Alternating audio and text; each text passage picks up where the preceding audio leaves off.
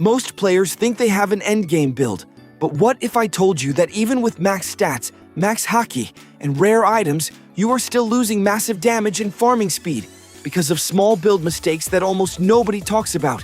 And in this video, I will show you the exact combat sword and farming builds that top players use to dominate everything faster and more efficiently. Before talking about damage or farming, you need to understand that true endgame starts only when your skill system is maxed. At 399 SP, your haki is fully leveled with level 85 armament, level 50. Observation and level 25 conqueror. Your rune stats are level 50. Your blessing is level 10, and your ascension is at least 7. Because without these foundations, no build will ever reach its true potential. If your goal is pure damage and boss melting, the best rune you should always use is Wrath, because it massively boosts your damage output when paired with the Singularity trait, which scales perfectly into late game, especially when combined with either the Celestial Rupture set or Black Horizon in legendary rarity with critical damage or raw damage, as the main stat and substats focused only on critical chance. This build reaches its peak when you run SSS, or at least SS stats. Across all categories, use the Rimuru sword at full mastery to unlock the F move and gain the 30% damage boost while pairing it with Gilgamesh as your melee for consistent scaling. And when you combine this with the Light Fruit, you get insane mobility, burst damage, and control that lets you dominate both bosses and PvP. To push this even further, the best race choice here is Slime, if you are sword-focused, or Servant, if you are melee-focused. Since both are mythical with extremely low drop chances and synergize perfectly with high damage playstyles. And when you equip Gilgamesh Armor E5 and the Golden King title, giving a 57.5% damage buff, you are officially running one of the highest damage builds possible in the game.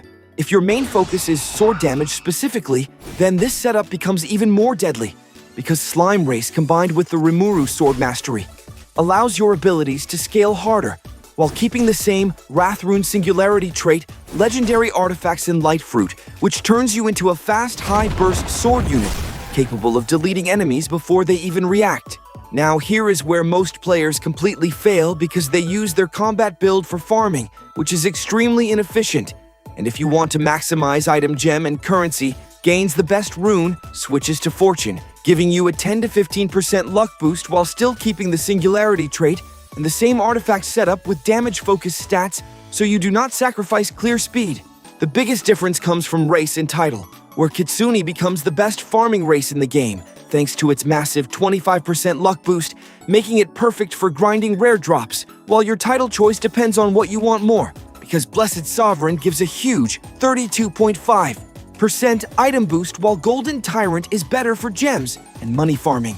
And if you combine this setup with Gilgamesh Armor E5 and 2 times game passes, you are farming at the highest efficiency possible. Now, one secret thing that you need make to maxim your farm. This almost nobody know. Here on the Slime Island, you need come here at the skill tree. Here you will focus in your luck skills, okay? You will need only 90 points at the skill tree. If you are not switching builds based on what you are doing, you are wasting hours of progress every single day. And most players never realize this because they copy one build and use it everywhere, which silently slows their progress without them noticing. And now that you know the best combat sword and farming builds, the real question is how much faster could you progress if you started using them correctly right now? And if this helped you, make sure to subscribe and stay ready, because the next video will reveal hidden optimizations that almost nobody is using.